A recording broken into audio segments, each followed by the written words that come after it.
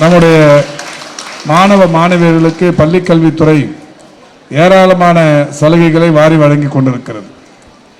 இந்த நம்முடைய அரசு பள்ளிகளில் 6 முதல் 12 வரை படிக்கிற மாணவிகள் சிறப்பாக படித்து உயர்நிலை கல்விக்கு செல்லுகிற போது மாதத்திற்கு 1000 ரூபாய் தருகிற திட்டம் ஒன்று புதுமை பெண் என்கின்ற ஒரு திட்டம் தமிழ்நாட்டில் செயல்படுத்தப்படுகிறது.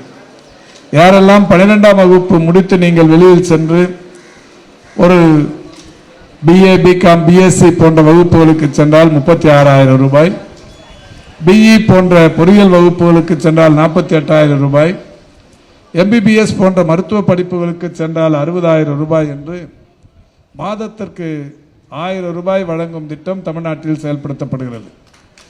அதேபோல்தான் மாணவர்களுக்கு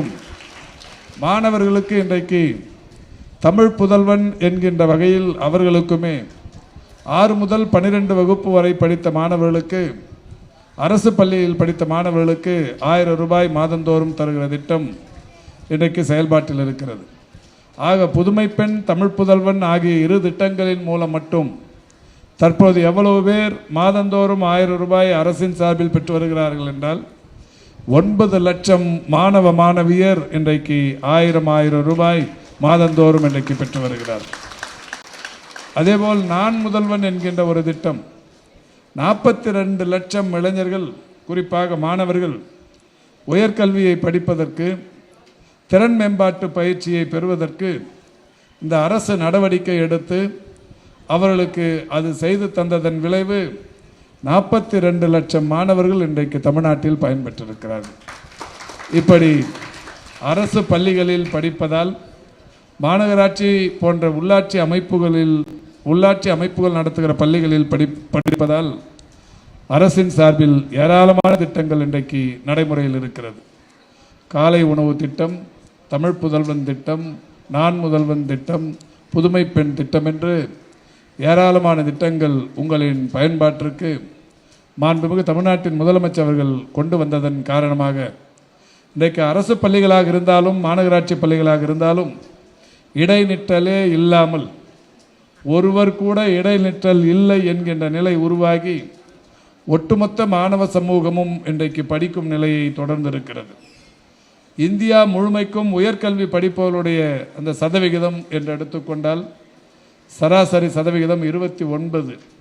ஆனால் தமிழ்நாட்டில் நம்முடைய அரசு பள்ளிகளில் முடித்து உயர்கல்வியில் சேர்பவர்களுடைய சதவிகிதம் 53.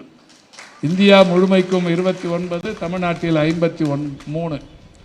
இந்த அளவுக்கு நம்முடைய தமிழ்நாடு அரசு, குறிப்பாக கல்வித்துறை, உயர்கல்வித்துறையாக இருந்தாலும் பள்ளிக்கல்வித்துறையாக இருந்தாலும், மாண்புமிகு தமிழ்நாட்டின் முதலமைச்சர் அவர்கள் அடிக்கடி சொல்வதைப் போல கல்வியும் மருத்துவமும் எனது 2 கண்கள் என்று சொல்வார். அந்த அளவில் இன்றைக்கு கல்வி முக்கியத்துவம் பெற்று விளங்கி கொண்டிருக்கிறது.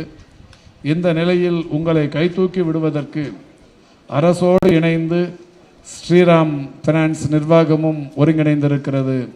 அவர்களை மனதார பாராட்டி வாழ்த்தி சிறப்பான நிகழ்வை முன்னெடுத்திருக்கிற இனிய நண்பர் பாஸ்கர் அவர்களை பாராட்டி, நம்முடைய இனிய நண்பர் கிருஷ்ணமூர்த்தி அவர்கள் எந்த நிகழ்ச்சி என்றாலும் திட்டமிடுதலில் வல்லுனர்.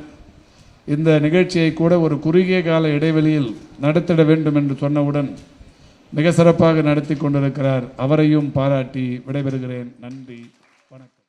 பிளே ஸ்டோர் மற்றும் ஆப் ஸ்டோரில் இருந்து பாலிமர் செயலியை QR கோடு மூலம் பதிவிறக்கம் செய்யுங்கள். செய்திகளை உடனுக்குடன் பெறுங்கள்.